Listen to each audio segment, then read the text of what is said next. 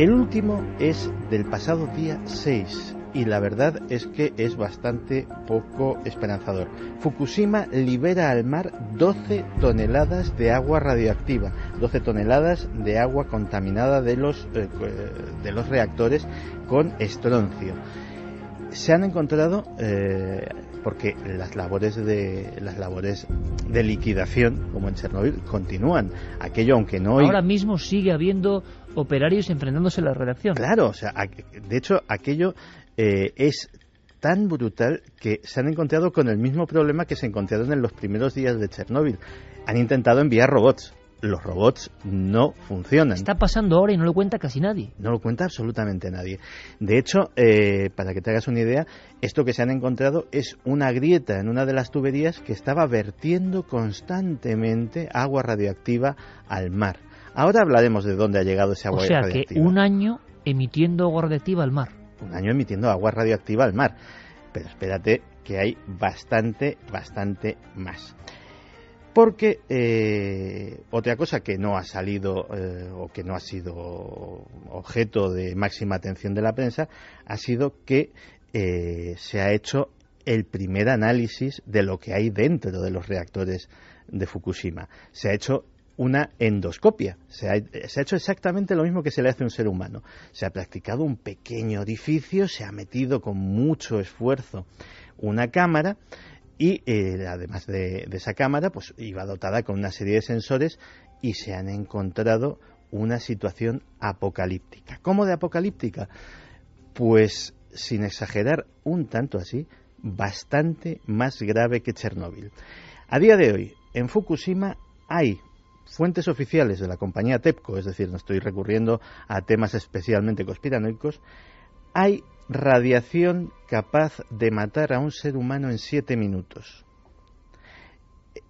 Tú, que si conoces el tema, te voy a dar una cifra. O sea, una persona se pone allí como en el techo de Chernóbil, más o menos, y en unos minutos se fríe. Te voy a dar una cifra que tú, que precisamente porque controlas el tema de Chernóbil, no te va a resultar en absoluto desconocida. La cantidad de radiación medida es de 72.900 milisieverts por hora, o sea, 72,9 sieverts a la hora. Es una dosis absolutamente letal.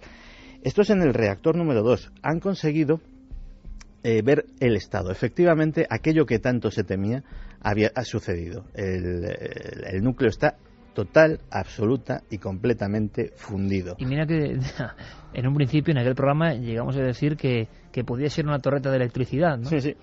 Pero bueno, eso fueron primeras versiones, la confusión también. Siempre que pasa algo de esto, yo recuerdo... que minimizar, dicen, ¿no? Sí, de hecho, me acuerdo, por ejemplo, en el 11S, que hasta que se estrelló el segundo avión, todo el mundo pensaba que era un accidente. Es decir, siempre uno intenta ponerse dentro de lo malo en lo mejor, pero evidentemente las peores previsiones fueron las que se cumplieron. Y en el caso de Fukushima, el problema es terrible. Se han encontrado con que la vasija del reactor no tiene absolutamente nada reconocible como barras radioactivas, es decir, debe de haber una masa, un plasma. Se han fundido todas las barras radioactivas. Y se han ido para el fondo de la vasija, a donde no han podido llegar ni siquiera con la cámara. Han podido detectar que en vez de los 3 metros de agua aislante que debería haber, queda una mínima capa de 60 centímetros, que es lo único que separa del aire ese núcleo absolutamente fundido, y tienen un problema enorme, que es esto, ¿qué hacemos con ello? Yo no sé si el público, nosotros porque hemos hecho un documental de Chernóbil, Santi ha estado allí, hemos seguido, pero lo que está contando Santi es de tal gravedad, es decir, esas barras de grafito que habitualmente están ahí emitiendo una potencia radiactiva que es tremenda y letal, están, vamos a decirlo, ahogadas por el líquido elemento que las enfría como si fuese un gigantesco motor y las aísla. Claro, si ese agua ya no está, eso está emitiendo al ambiente unas cantidades de energía impresionantes. Unas cantidades de energía impresionantes, y la situación de la gravedad, vamos a dar el dato siguiente. Akio Matsumura es un diplomático muy importante en Japón. De hecho, fue antiguo embajador en Suiza. Es una persona con un peso específico dentro de la diplomacia japonesa, que ha escrito recientemente una carta al secretario general de las Naciones Unidas, Ban Ki-moon, exponiéndole la situación y solicitando ayuda de la comunidad internacional, incluso intervención en el caso de que TEPCO esté de alguna forma intentando escurrir el bulto. Porque sigue siendo la compañía TEPCO, sí, aquella que veíamos a los operarios que estaban ya sin ojos porque estaban venga a dar comunicados informando de algo que parecía controlado, pero es posible, Santi, que, es decir, que el hombre, el ser humano, sea tan ingenuo. Yo recuerdo perfectamente que nos dijeron, bueno, algunos, qué exagerados sois esa noche que nos tocó lo de Fukushima. Como conocíamos lo de Chernóbil, estábamos hablando con cierto conocimiento de causa, entre comillas. Pero siempre la sensación del ser humano de minimizar, pero minimizar hasta autoengañarse. Pasa un año y el engaño es monumental, porque no tiene nada que ver con lo que se ha contado. Y ahora que tenemos cifras realistas es cuando menos se habla de ello.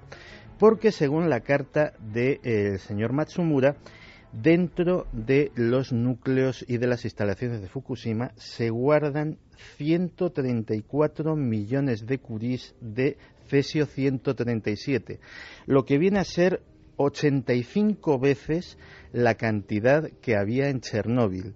Es decir, una cantidad potencial de radioactividad que liberada podría suponer, y cito la carta del señor Matsumura, podría suponer, tengo que traducir, destruir totalmente el medio ambiente mundial e incluso nuestra civilización.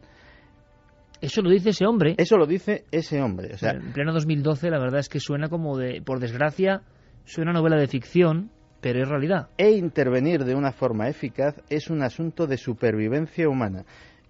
Insisto, estamos hablando de un señor diplomático japonés que ha escrito una carta al secretario general de Naciones Unidas para que se haya una conciencia en la comunidad internacional de lo que está sucediendo ahí. Finaliza la carta. No es una exageración decir que el destino de Japón y del de todo el planeta depende de lo que sucede en el reactor número 4. Es decir, sigue habiendo, además, por supuesto, imagino entonces pueblos fantasma, sin habitar en absoluto. Sí, hay una noticia que es buena, es decir, no vamos a ser catastrofistas en todo, y es que el gobierno japonés ha reducido la zona de exclusión, es decir, ya pero ¿cómo se entiende que se reduzca la zona de exclusión y que dentro de la central haya esta bomba latente? Digamos que tienen una confianza extrema de que lo tienen todo controlado, pero hay un problema, no saben qué hacer con ello. Sacarlo sucede exactamente lo mismo que en Chernóbil, y esa problemática la pude ver en directo con mis propios ojos. Sacarlo es imposible y claro, están viendo las medidas de contención, si existe posibilidad. En el fondo es como un gran monstruo latente ahí que está siendo cementado y bueno, aguantado. Claro, de hecho, fíjate, me comentaban en Chernóbil, para que se haga una idea a la audiencia de lo que son estas cosas, el estanque aquel gigantesco donde se ven esos siluros que tienen unas proporciones desmesuradas porque están albergados al calor de las sustancias que están debajo. Claro, dicen, es que esos metros de agua es lo único que nos separa a ti y a mí ahora mismo del fondo radioactivo que hay debajo del estanque. El problema es que no sabemos cómo sacarlo. Es decir, lo único que podemos hacer es seguir bombeando agua y que esto mantenga el nivel. Mientras estemos aquí no hay ningún problema. Si algún día este dique se rompe o hay una inundación o este agua se vierte... Todo tiene una sensación de chapuza impresionante. Y había una cuestión que surgió ya hace un año. Hay que seguir atentos a esto porque me parece increíble. Yo pensé, desde luego, que estaba mucho más controlado lo de la nube. No, hay una cosa que es... es una nube, pero es una nube submarina. Una zona de agua. Sí, verás. Expertos en oceanografía han hecho un estudio de los fondos marinos del Pacífico a raíz del tsunami y de la historia de Fukushima. De hecho, el líder de la expedición, Ben Wessler, daba datos curiosísimos. Dice, nos hemos encontrado a cientos de millas de Japón postes de telégrafo. arrastrados por la fuerza del tsunami. Nos hemos encontrado señales de tráfico, nos hemos encontrado autobuses, insisto, a cientos de millas. Pero también lo que se han encontrado a esos cientos de millas son niveles de radiación, una nube radioactiva secreta, invisible, que va por debajo de la superficie del mar, que alcanzará la costa estadounidense, según sus previsiones, dentro de un año. Ahora mismo está a medio Pacífico, está recorriendo, gracias a las corrientes, como ese barco fantasma que se ha encontrado en las costas de Canadá, pues por debajo está infectando todo el zooplancton, toda la cadena alimentaria marina, y nadie sabe tampoco las consecuencias que puede tener.